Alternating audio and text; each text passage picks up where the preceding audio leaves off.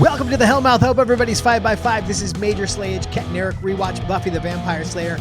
My name is Eric, and to my right, your left, I'm not even going to attempt a string of adjectives that begin with the letter X. Oh, So give it up for my extraordinary wife and co-host, Ketryn Porter. thank you. Yeah, I was worried about X.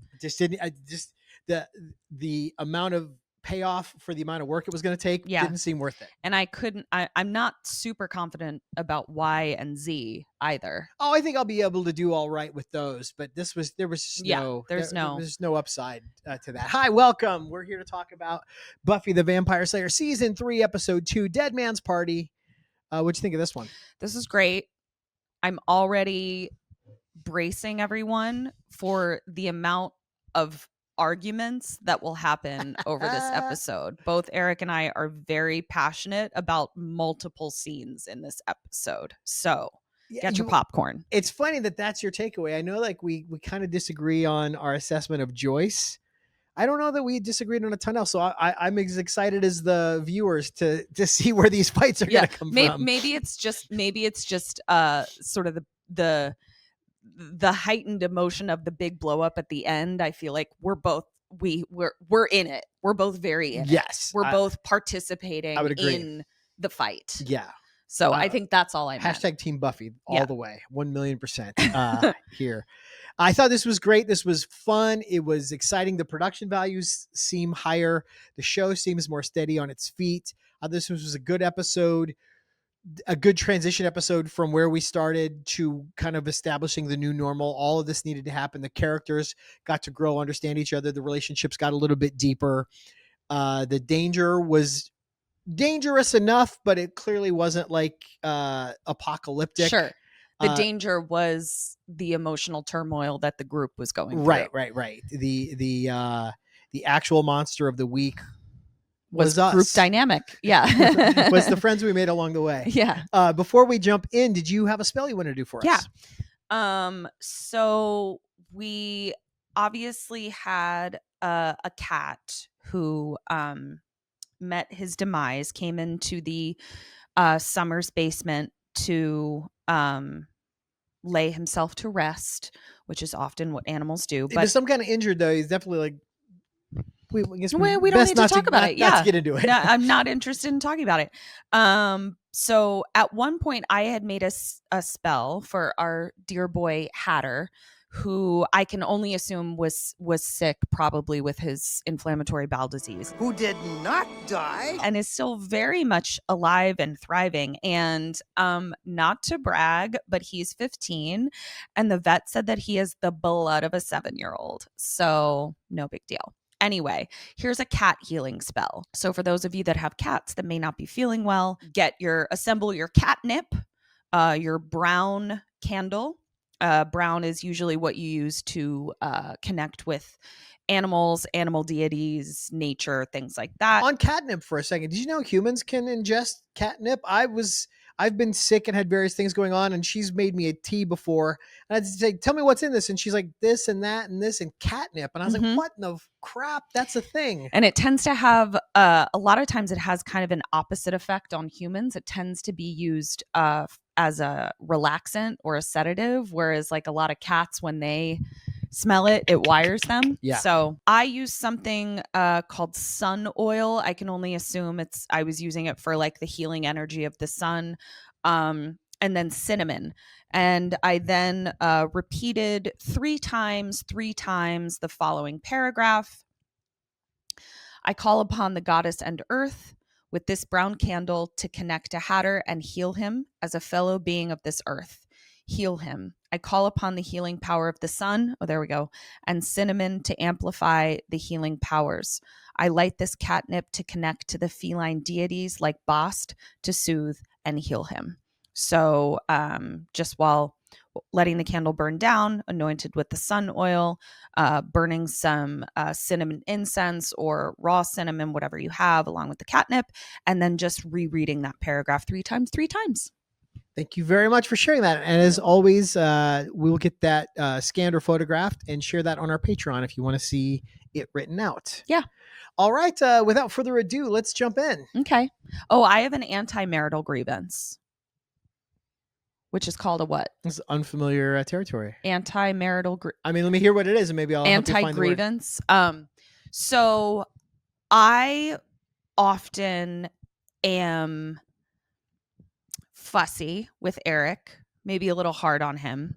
And I felt like I needed to make sure that I had on record that something that comes along with a lot of control issues I have is the comfort I feel in how steadfast Arik is. That his love for me, his support for me is not something that I feel is tenuous.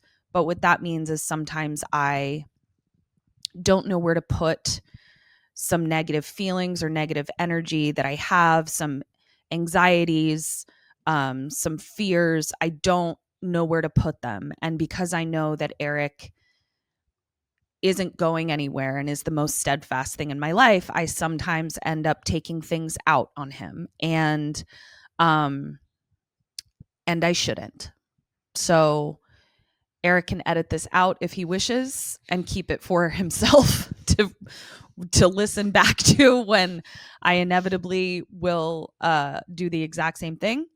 Or you can have it here to be on the internet permanently and show it back to me when I'm being an asshole. So the end, my anti-marital grievance. Wow, that was incredibly sweet and vulnerable, and got real for a second. That was very kind of you to share that, and it's nice to hear that is your perspective. And I don't think you're an asshole. I think you act like an asshole sometimes, but I don't think you are an asshole. Wow. Okay. Let's rock this thing. What do you say? Yeah. So we start with Buffy unpacking. She's home. Even alone, Buffy feels awkward. Like even standing in her own room by herself, she feels uncomfortable. The mental place you have to get to be able to say goodbye to your home, to your comfort place. Mm-hmm. And this wasn't a joyous, I'm moving off to college. This was like a traumatic, hurried, I have to flee. Yeah.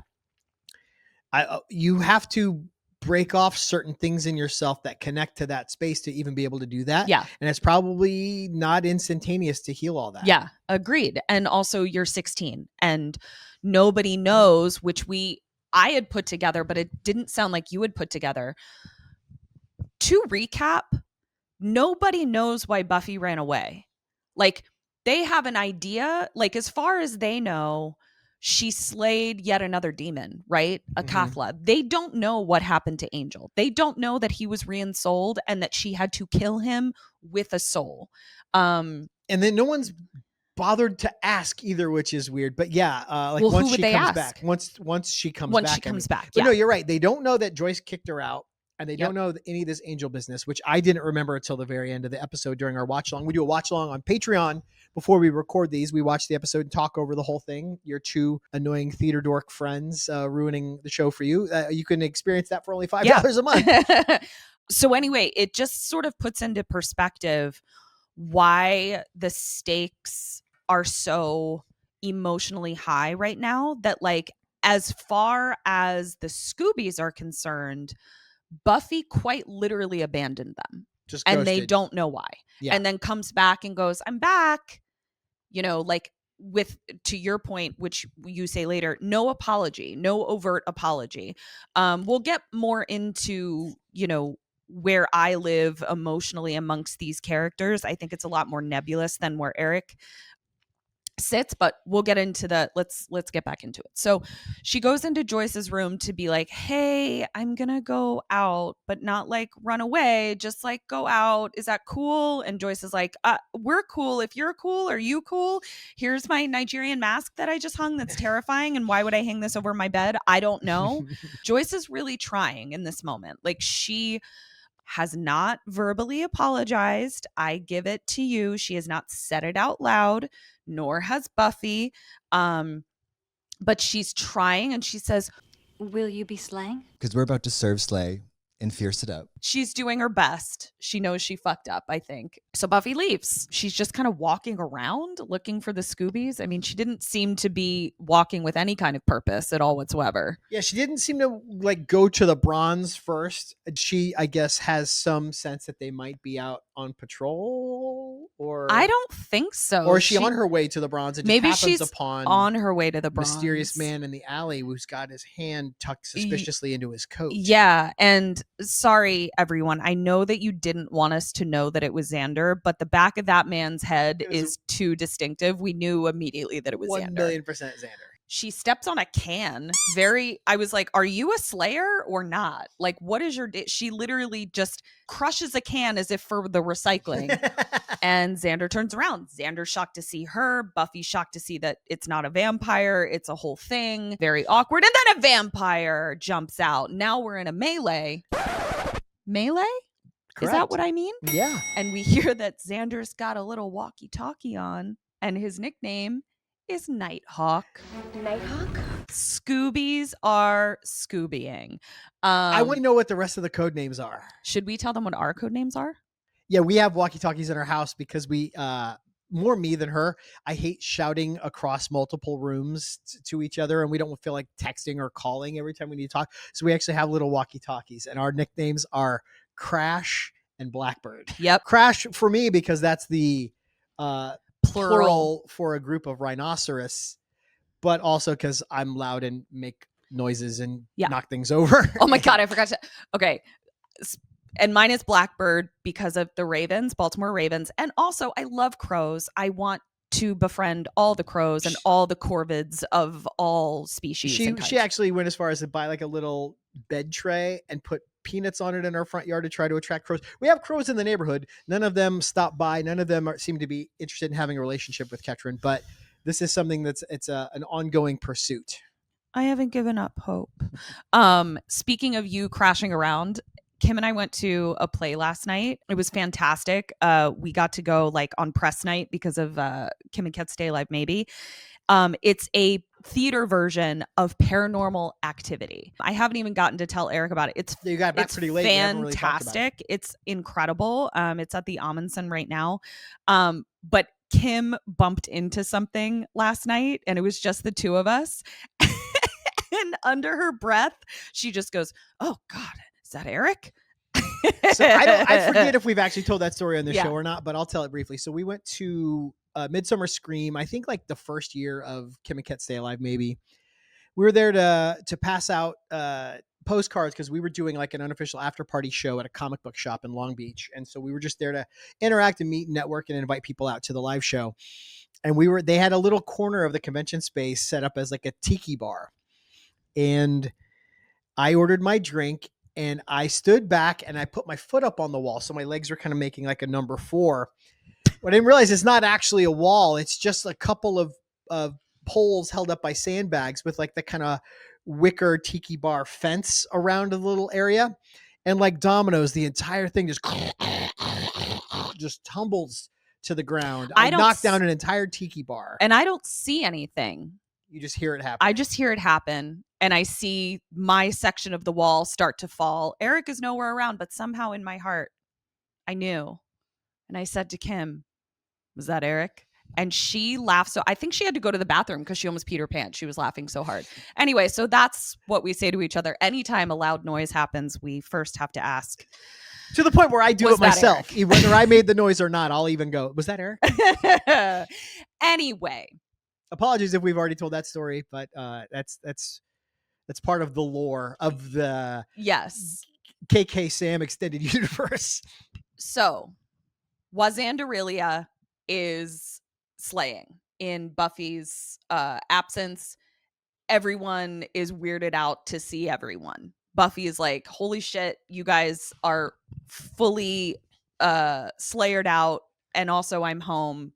This is uncomfortable." You noticed Willow had a stake like sheathed on her ankle. So dope. Also, how great did Cordelia look in her little Slayer outfit? Fantastic. She's like dressed in army green with like a black leather jacket. I'm wearing Yeah. this in solidarity with Cordelia. Yeah. Cordy, we learned, is not a fan of her outfit. The outfits suck. This whole rainbow thing is so over. I couldn't disagree more. She's 1,000,000% wrong on this. Yeah, She agreed. looked incredible. Next stop is Giles. Next stop is your watcher, dude. Like if anybody has been in Going through it, it's Giles for so many reasons. His daughter Slayer is missing. You know, I'm sure there's a version where he feels some level of responsibility, whether that's reasonable or not. He also is probably the one who can relate to why she bailed the best. Because Ripper shrinked from his responsibilities as a watcher in training and went to London to live with the hippies and raise demons. Mhm. So he gets it. Interesting you say, like, he's probably taking on more responsibility than is even due him. In contrast with Joyce, who last week says, I don't blame myself, I blame Giles. Right. Which So it's is a problem. Giles opens the door. Such a beautiful moment. He invites all the Scoobies in. He goes to get tea and he has this like moment with himself where he's just the relief on his face.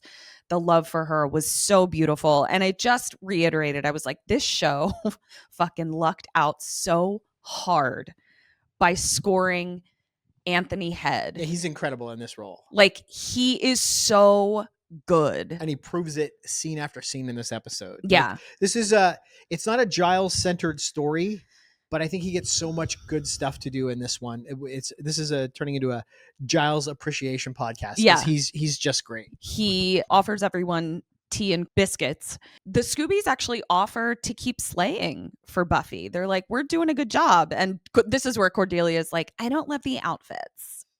Eric and I disagree. We're kind of dressed in We're like about to go out and slay. Work it, hunty. yeah. We're Because you missing our inspired us, giant Cordy. NFL linebacker size crosses. Yes, we are Other than missing that, those. we are ready to rock. Yeah.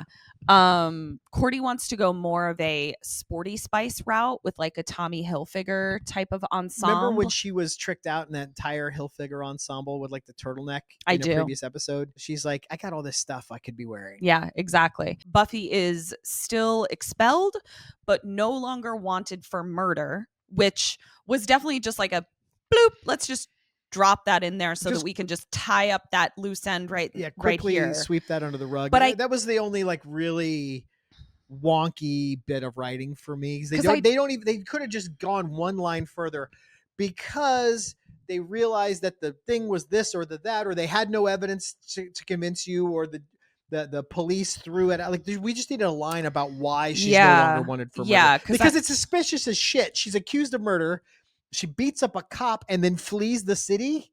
She's acting like a guilty person. She might as well have gotten in a white Bronco and led the police on a high-speed chase. Yeah, like if anything, she looks, I think that she'd be more wanted for murder. We want you more for murder. That's sending a bad message to all of you that would, want to commit crimes out there. It's just run away for a while. It's going to blow over. There you go. That's not how we want to handle things. So let's go to Snyder's office, where he is absolutely disgusting. You can't keep her out of school. You don't have the right. I have not only the right, but also a nearly physical sensation of pleasure at the thought of keeping her out of school. I describe myself as tingly. Peter Tingle. Even making me contemplate him being sexually turned on was so yucko. Yeah, they did the safe for TV version where he just talks about a tingly feeling, but what he's really saying is jizz in my pants. Yeah. And I did have to say, like, at this point, the Snyder character is becoming the most unrealistic part of this vampire magic show. Truly. Because I'm just like, his disdain for Buffy is so ludicrous at this point, and the fact that he is a principal of a school for children, I'm just starting to, he's just a little too arch for me. Well, I'll tell you why it's working more for me now than it did previously. Okay. At least he's a real obstacle to her now. It used to just be the same beats of, I got my eye on you, and as soon as I can prove it, you're in trouble. That's true. And then nothing would happen. And he just did that over and over again to the point where he's made this. Now he's actually got power to cause her struggles. Yeah. He's expelled her. He's also been dropping these hints. Well, we also know that he's in on the darkness of the town and helps cover it up. And he's dropped a few oblique references to the mayor. So I don't think this is just a school administrator who's bad with kids, who's picking on a girl he doesn't like. It seems to me, and again, I don't remember how the season plays out. I know the mayor is a big bad that's going to show up at some point. It seems like he might be doing the bidding of a big bad in keeping her away from the Hellmouth. So I'm on board more than I have been with him, even though, I find I find the way he operates would not be tolerated in a real world scenario. No. Joyce is dropping Buffy off at the espresso pump where she's meeting Willow for coffee. We got a new setting now. That we're gonna have some daytime hangs. Yep. Bronze is not available, so this is gonna be our central perk. This is gonna be the max. And I loved it. It looked so cute, it was like an open air kind of cafe. Mm-hmm. I was into it. Let's go. So Joyce is like, all right, we got to start thinking like, I'm still gonna go to the school board and all that kind of shit, but in the meantime, where should we put you in school? Maybe private school, maybe homeschooling. Now, I had a great fucking idea. I know how you feel about homeschooling. I know how I feel about homeschooling. My opinion about homeschooling is actually starting to change a little bit due to where we are as a country, but that's for my other political podcast that I considerably don't have. Fewer shootings at the homeschool. Exactly. But in this context, yes, like the education system in the 1990s, I feel like the socialization lessons that you get as a child is worth it to not be in homeschool. Anyway, however, how perfect would this be? Giles, we later learn, has some sort of money from the council, the Watchers Council, because a school librarian salary is not allowing him to live in Southern California in that super nice apartment. None of that trickles down to the Slayer, by the way. This is sort of a college football situation. Although it 100% is a college. I recently learned that some college athletes are getting paid. I'm not up to speed on that, but for the longest time, too little, too late. These people were expected to do all this dangerous work for free, make all these profits for people, make money for other people. Yeah, too little, too late. But yes, it does appear to be a college football situation with the Slayer Watcher relationship. But anyway, I had a great fucking idea. What's that? Giles homeschools her. This is brilliant. When's this supposed to happen, though? He's got to be at the school all day. He doesn't have to work at the library anymore if the Slayer doesn't go there. He's still got to keep an eye on some... Who? Well, that's where all his resources are. That's also where the Hellmouth is. And I don't get the... Because when he took on the role of chaperoning the talent show, it was because he needed to play ball because he didn't want to lose this gig. I think he needs the money from this job. You think the Watcher doesn't pay enough? We've never heard it explicitly described. Yeah, so he might actually need this gig. Okay, well then I guess what I'm saying is that like Giles, that would be a great situation if we could figure out Giles' salary situation. Buffy's at the espresso pump. Willow is standing her up, which is very unlike Willow. So she walks home in these shoes that I swear to God, we will have to put an insert right here. I'm pretty sure she's wearing reverse wedges, which is like professional models on the catwalk are known to fall in reverse wedges. The fact that she's like, I'm just going to walk home from the coffee shop in these is insane. And then the weird thing is that she comes in, talks to Joyce, and then goes downstairs to get plates in new shoes, and the shoes have changed. She didn't change her shoes. I mean, maybe she did. Maybe she's Mr. Rogers. She comes in, takes off her outdoor shoes, puts on her inside shoes, puts on a cardigan sweater, and puts on another pair of 4-inch heels. These were stripper pumps. But they weren't the weird geometric disaster that those first shoes were. Crazy. But as she's coming home, a woman comes out of her house, and we learn that this is Pat. Hi, Pat. Mom's book club friend, and boy, oh boy, is she a condescending, guilt-trippy fucking Karen, if I've ever seen one. Never met a boundary in her life. Holy shit. She literally has never met Buffy and immediately goes in with, so nice to meet you. I came into the picture when you ruined your mom's life. Like, just an absolute turd of a woman. I sort of took it upon myself to look after her while you were off and away or what have you. And between your situation and reading Deep End of the Ocean, she was just a wreck, you can imagine. Yeah, those are the same. Reading a sad book and your fucking daughter running away. I don't know. Remember in Wales when I stayed up in our room for 6 hours reading The Nightingale and then cried about it for a full 12? If my daughter had also run away, that would be a bad summer. That's all I'm saying. Withdrawn. So she comes in and Buffy is like, met your friend Pat. And then Joyce is like, oh yeah, Willow called. She said she tried to call. And Buffy's like, did she leave a message? And Joyce is like, no. So Willow is definitely not. Yeah, things aren't connecting here. Yeah. We see again that Joyce is really trying. She's like, listen, how would you feel?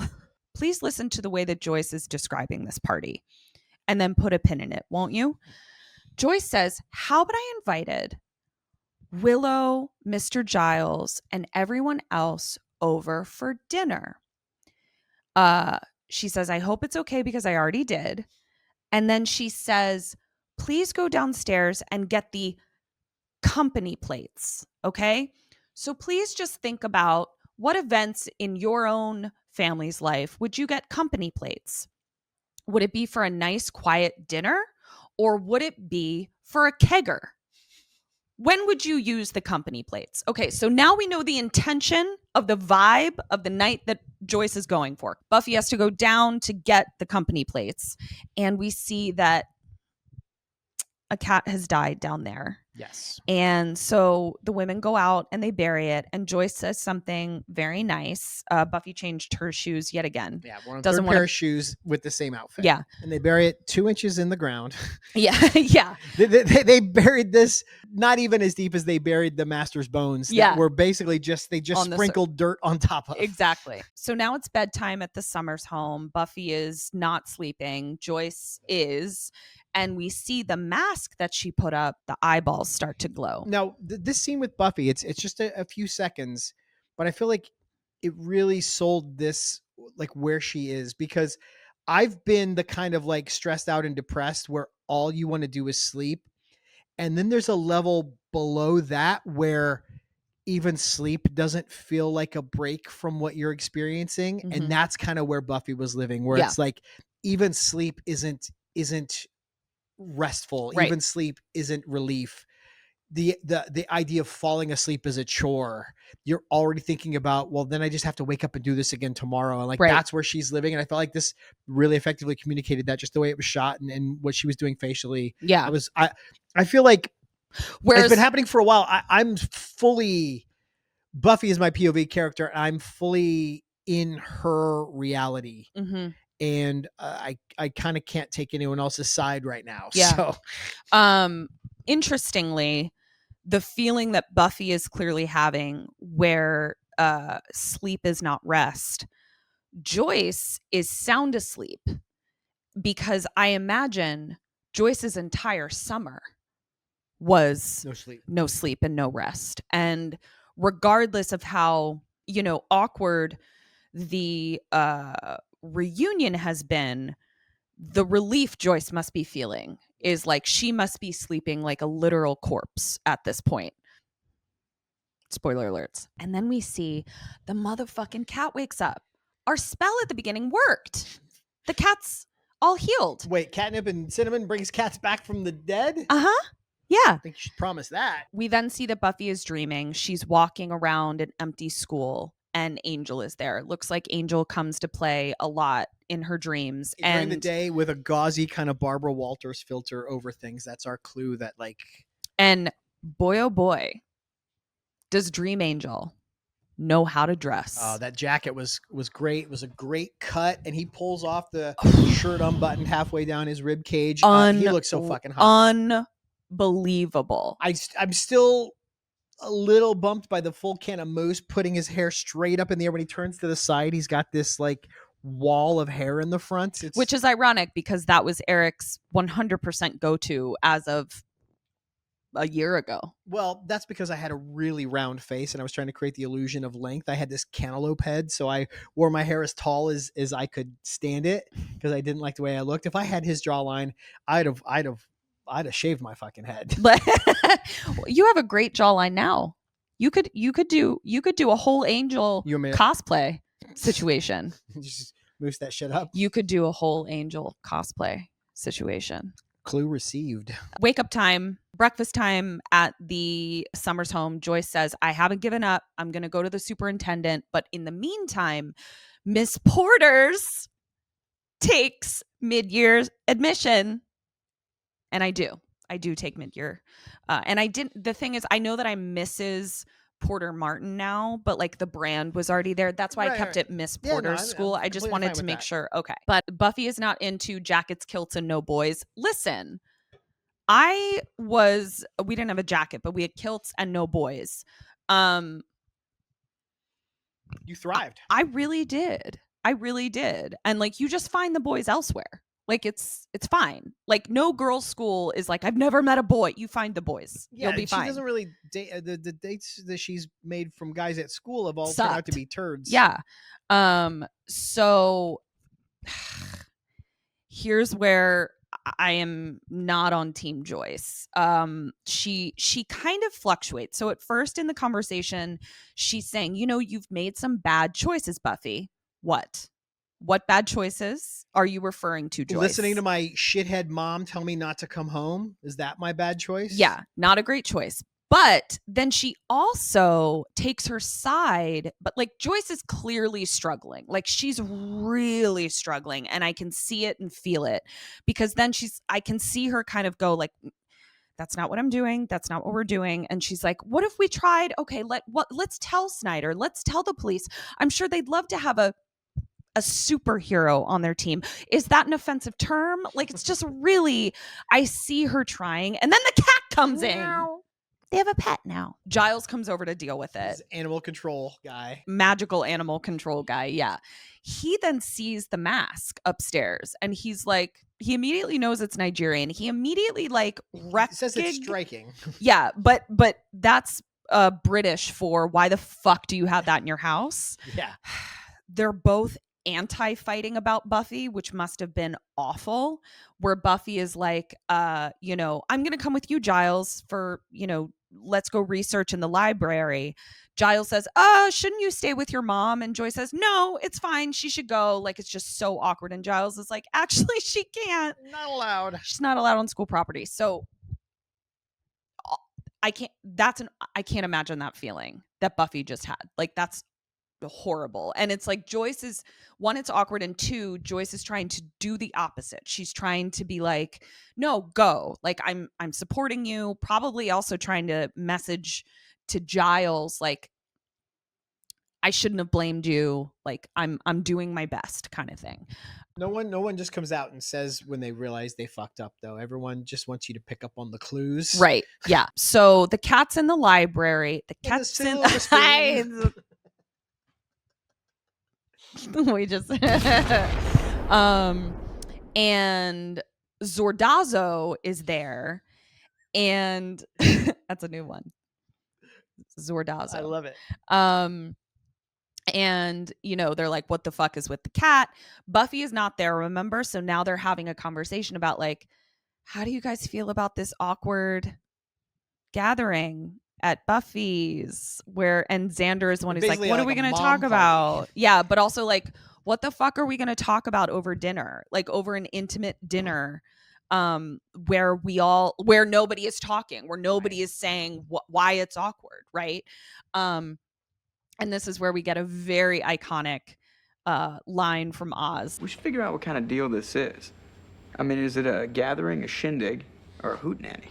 What's the difference? Well, gathering is brie, mellow song stylings. Shindig, dip.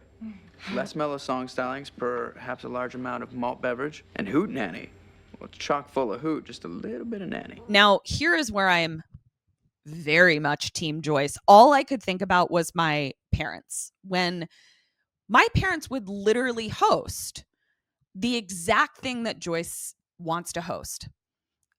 Baked brie with cranberries. Dad's bringing that out from the kitchen. Mom has set up the company plates for sure. I have pictures of nights when my parents hosted this exact party.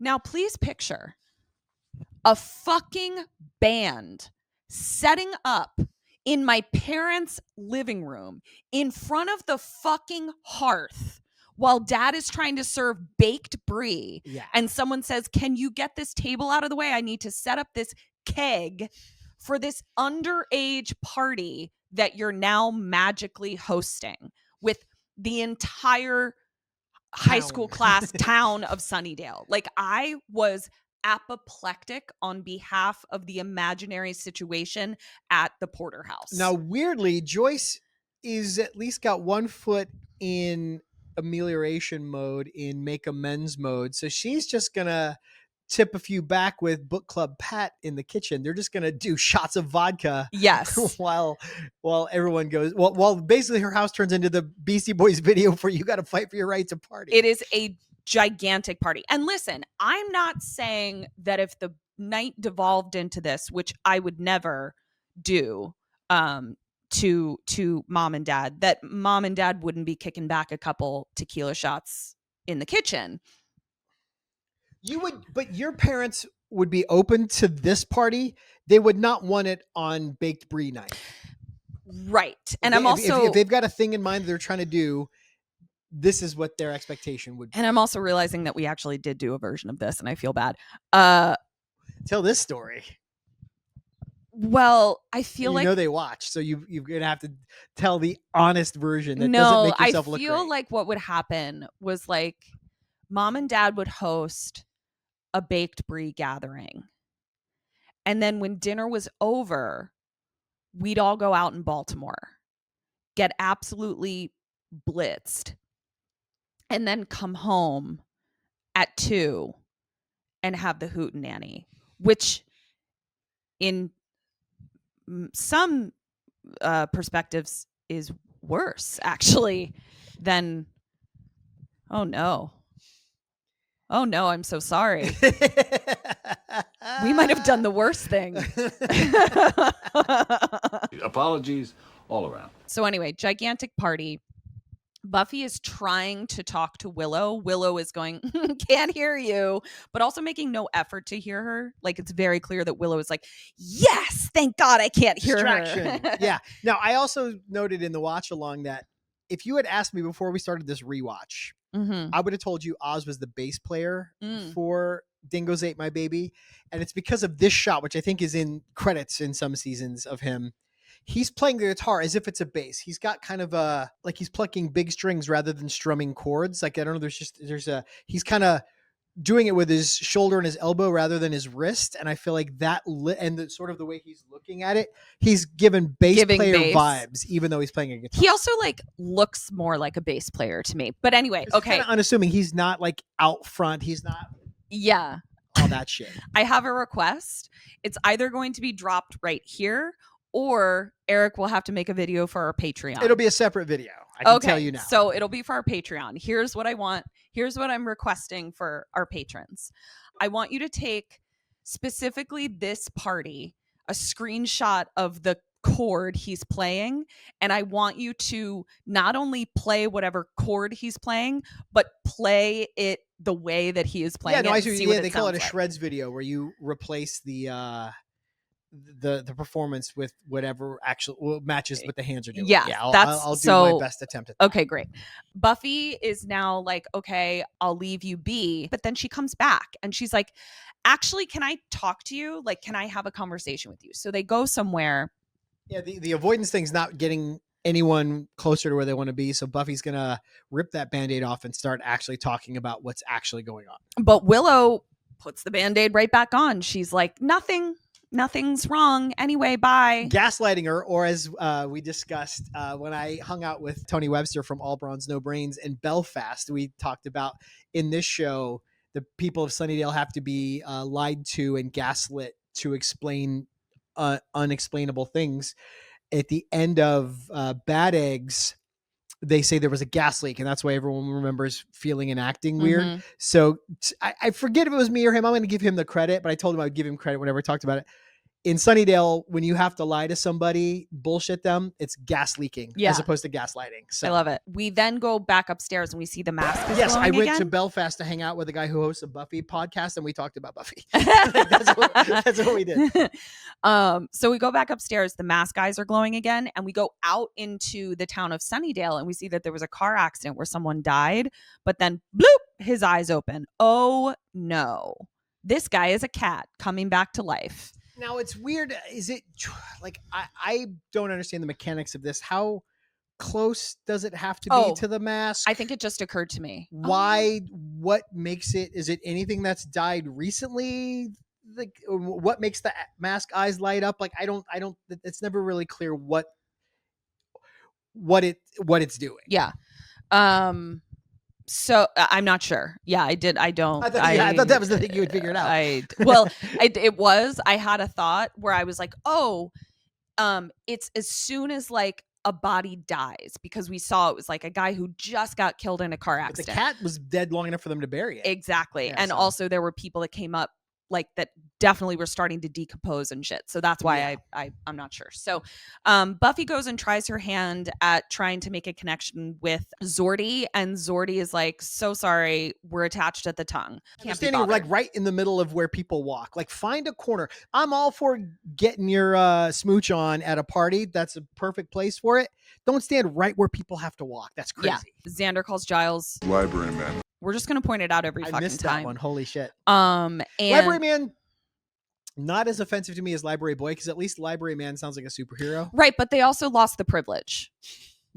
You know, you can't just you overused it. Hey, reptile boy. Hey, larva boy.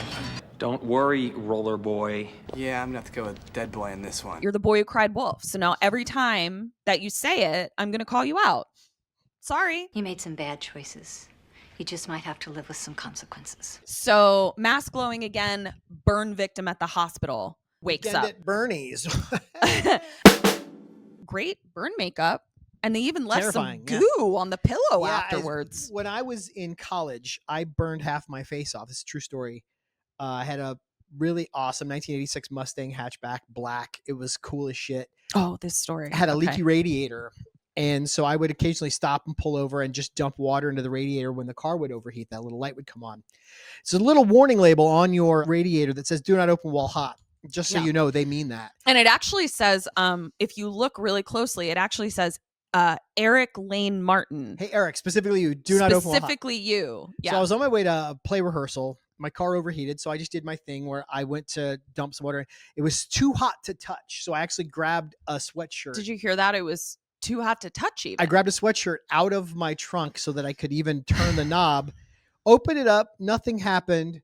To Mississippi. And then a jet of steam and boiling water shot out, melted half my face off. Literally. The skin was hanging off my arm like a wet paper towel. It was fucking horrific. And so I ended up having to drop out of school for a couple months because my insurance, my parents lived in Illinois. I was going to school in Florida. So I had to go back to Illinois so they could cover my physical therapy.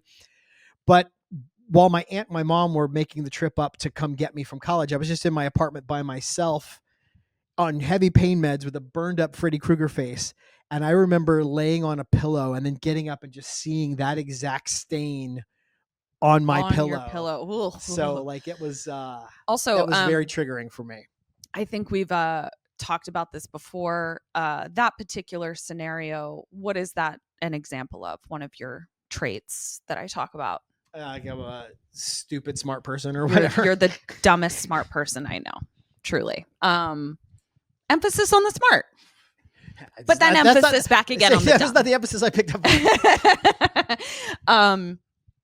So we learn that people at the party actually think it's just for some chick who got out of rehab. So that sucks. Poise is in the kitchen partying, trying to make the best of this. Pat is like, how are you doing? And Joyce says a full sentence, but Buffy only hears part of it. Joyce says, having Buffy home, I thought it was going to make it all better, but in some ways it's almost worse. What she is talking about is just like, it's so awkward. We have a lot of work to do. Like, we have to repair a lot of stuff. But Buffy only hears the part where she's like, oh, it's worse that I'm home. So none of her friends want to talk to her. They want to come to a party in her honor, but ignore her. Yep. No one cares what kind of party she wanted. Yeah. And then her mom's like, and it sucks that she's back. So she goes upstairs and starts packing. And we then go back out to Sunnydale and we see that a bunch of zombies heard about the party too. They're headed there. This is the saddest thriller flash mob ever posted on TikTok. Yeah. We see that the cat in the library is also freaking out, like something is trying to call it. Giles then realizes where he recognizes the mask from, flips to the page in the book. He has a light bulb moment and he tries to call Buffy, but nobody can fucking hear the phone ring. Some fucknut answers the phone. Yeah. Why would you ever answer the phone at someone else's house? Especially if you don't know who any of the people are. Can you imagine going to a friend's house and answering their phone? No. Like, that is crazy. I mean, why would you want to? Yeah, that's the thing. Yeah, and it's not like it's annoying and you need to pick it up just up. Nobody could barely hear it. It's crazy. And even if that was the case, I would have rather, you know what the move is? Huh. It's annoying and some party kid's like, fuck this, and takes it up and puts the receiver down. Yeah, that would have made a lot more sense. sense. Yeah. Willow catches Buffy packing and she is pissed. She's like, you are a bad friend. Like, you left me. And it was really heartbreaking. And this is where you point out, we start to realize none of them know she killed Angel. Yep. None of them know what happened. And it's not come up. It's a lot of, and it couldn't have come up because she bailed. She didn't. No, but like since she's been back, right? Since she's been back, yeah. And so Willow was like, yeah, it's not just about you. It's not just about us being worried about you. My best friend left, and I'm going through an absolute lot of shit. Like, I got werewolves, I got witches, boyfriends, witches, yeah, slaying, patrolling. Like, it's been a fucking rough ass summer. Giles is driving to the party to warn everyone about the mask, and he's so British. Do you like my mask? Isn't it pretty? It raises the dead. Americans. Agreed. Americans. Am I right? And then he hits a zombie, and he's like, "Oh no, are you okay? You're a zombie." More zombies. It's funny because if you look at these extras playing the zombies, they're all doing their own interpretation of a zombie walk. It's sort of like the Blue family doing a chicken dance. Like, everyone's kind of doing their own thing. They're not really like matched up at all. Joyce now comes in and finds Billow and sees that Buffy is packing. And Joyce is also extremely pissed. And out of line. Joyce is out of line here. I'll say it now. And Joyce is like, what are you doing? And Willow goes, she's running away again. Like, Willow was like, you know, on Joyce's team at this moment. So she runs downstairs and Joyce is like, we're having this talk in the middle of the living room in front of all your friends. And like, literally they're just talking about slaying demons and shit. Like, they're just out with it. I feel like they almost said like, drop that she was the Slayer. Like, it was just so out in the open. And it's a really uncomfortable fight. So but Buffy finally says the thing that no one knows, which is like, you told me to leave. Yes. You said if I leave, don't come back. So that's what I did. Yes. And Joyce says... Joyce wants sympathy. Joyce wants, okay, so I messed up, but you are expected, when I mess up, you're expected to play it perfectly. I thought this was so unfair. I hated Joyce's point of view in this scene. I hear you. Xander comes to Joyce's defense because I do think... regardless of the way Joyce is handling it, which I can definitively say is not it. Joyce expects grace for handling it poorly and doesn't seem to want to give Buffy any grace. And this was galling. I hear you. Xander understands what pain Joyce was in over the summer because he was in his own version of it.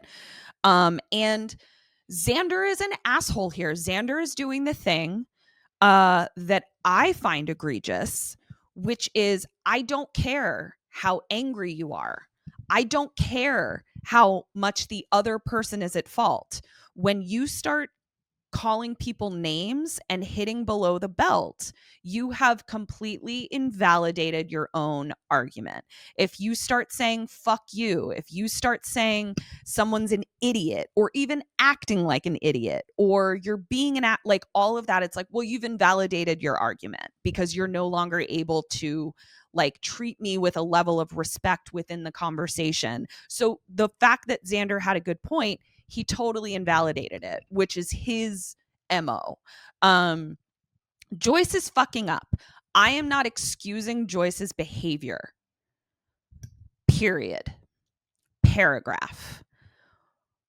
The strife, turmoil, guilt, fear, anxiety, all of those things that she is experiencing as a parent is one of the reasons I don't want to be one. Yeah, no, for sure. And she is clearly unable to process her very real fear, regret, guilt, all of the negative feelings, and she's exploding right now. The playing field's not level because she's supposed to be the adult. She's the one who decided to have a child. Yeah.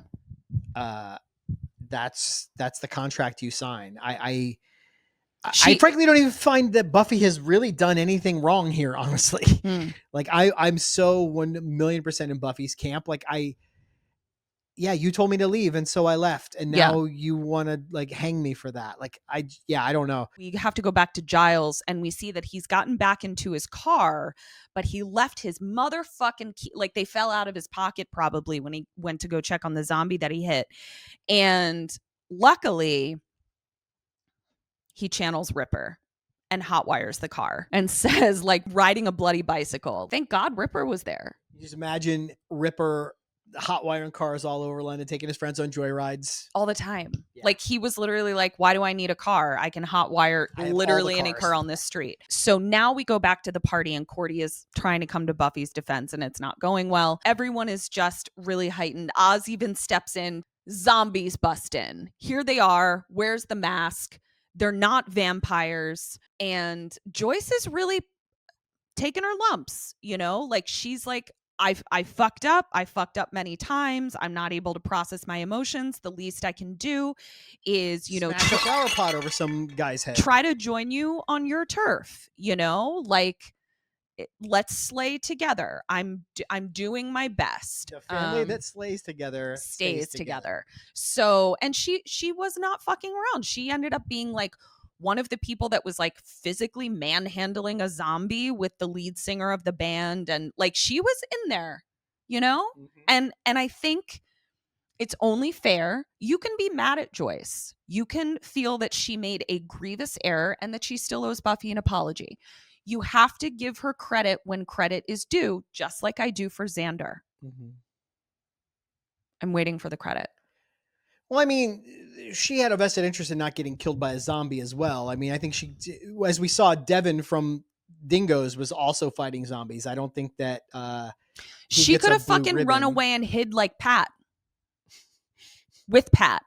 Which, did they kiss when she came in? I don't know. Was Joyce maybe having a hot girl summer with Pat, possibly? She might have been. Good for her, you know. At least she's not Hank. We're trying to get everyone upstairs into Joyce's room, which they don't know is actually like the last place that they should be. Right. So Poise and Buffzillo are in Joyce's room. The mask glows. Pat is dead. She dies.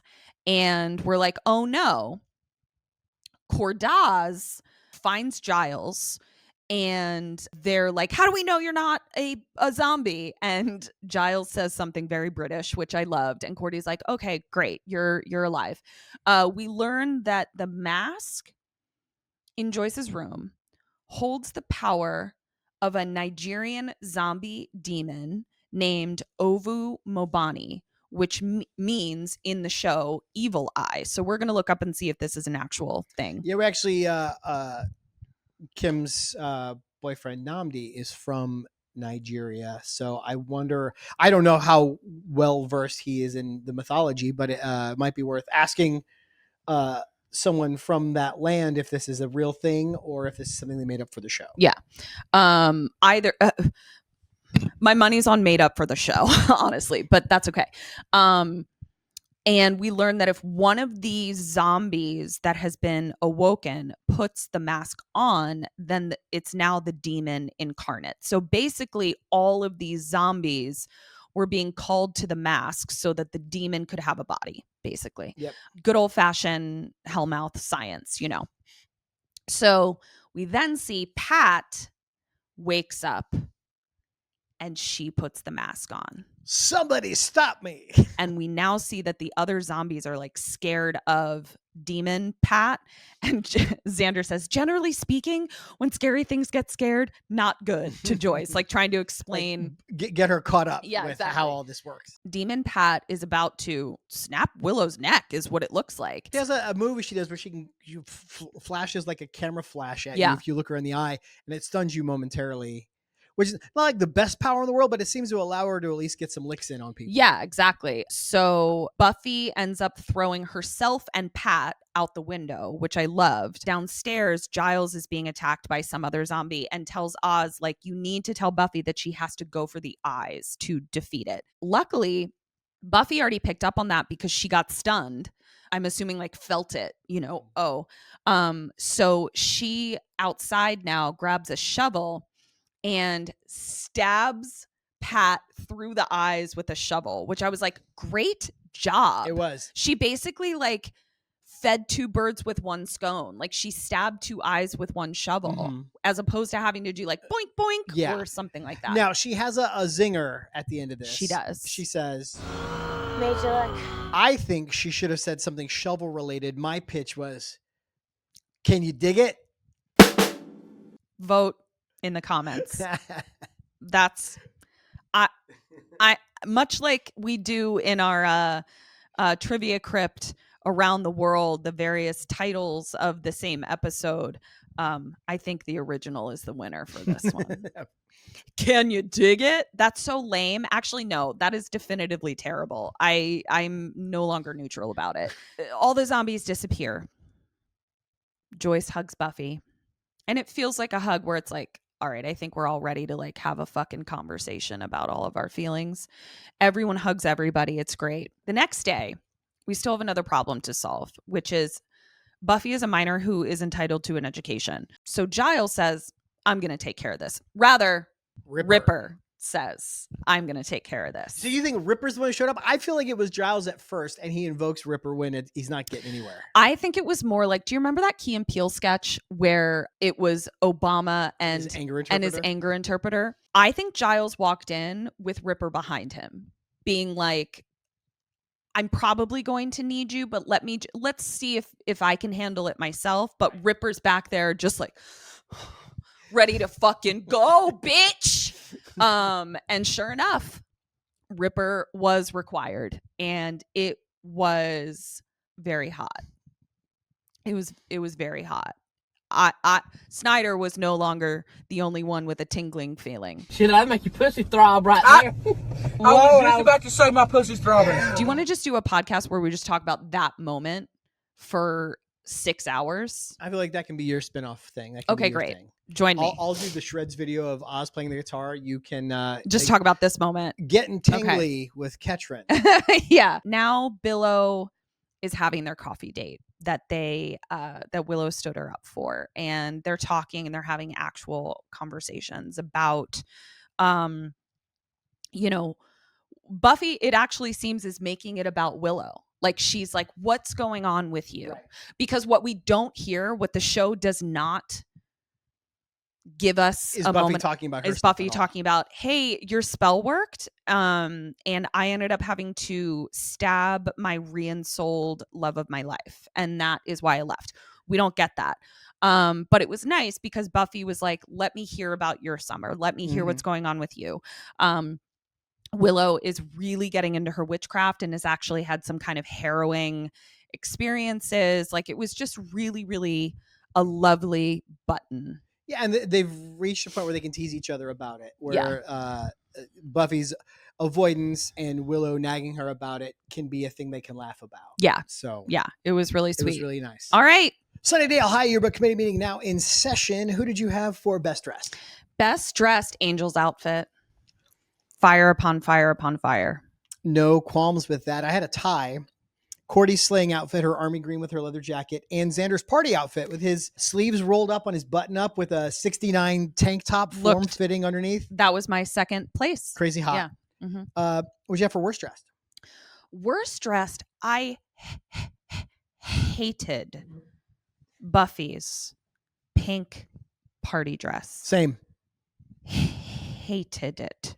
Did not like the dress and the hair. Like I said, she looked like a bridesmaid from the 1960s. None of this was working for me. As I said in the watch along, you know how like CVS or Rite Aid or Walgreens like has this inexplicable rack of clothing, and like you're like, who's purchasing this at this store? Why?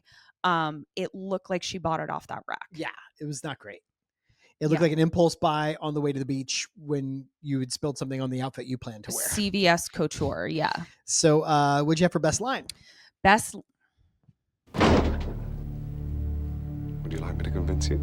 I feel it butterfly in my stomach and vagina. I assumed you were going to pick the Oz Hoot Nanny, so I didn't pick that one. Oh, well, I had that wasn't even my second choice. My second choice was actually something Xander said. You can't just bury stuff, Buffy. It'll come right back up to get you. Which is sound advice and an apt metaphor for the episode. I just like the cleanliness of it. But yes. No, Ripper's line was the best. So because I assumed you were going to pick the Oz line, I actually picked, this is just a little throwaway line, but it was funny. I love our talk as much as the next very dull person, but we have work to do, Giles. It's good.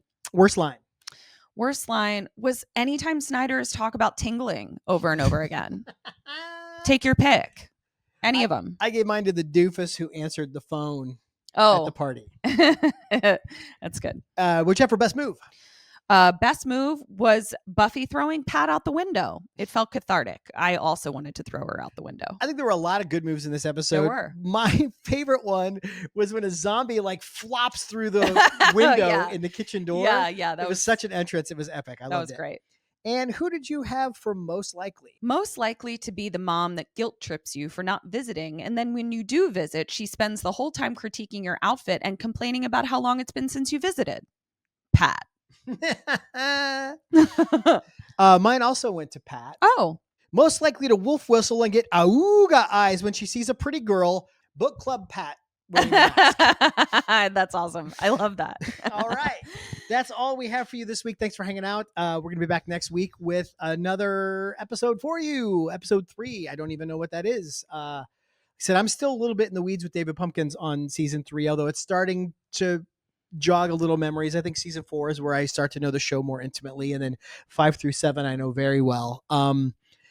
Please check out our Patreon, $5 a month, where you get a watch along. We do a Trivia Crypt minisode where we do a deep dive into every episode of Buffy, starting with season 2. That comes out the week after the episode. So our Trivia Crypt for this episode will be out the following week. Please give us a like. Please subscribe. Please leave a comment. And if you're listening on a podcast app, 5-star rating, leave comments where applicable or reviews. We can't thank you enough for checking us out. While you're checking stuff out, check out our other show, Kim and Ket Stay Alive, maybe co-starring her and the hilarious Kim Burns, although sometimes me. We're actually going to record one with me this weekend because Kim is on maternity leave. That show comes out every Wednesday wherever you listen to podcasts, on social media at KKSam Podcast. This show's on social media at Major Slayage Pod. And until next week, dust you later.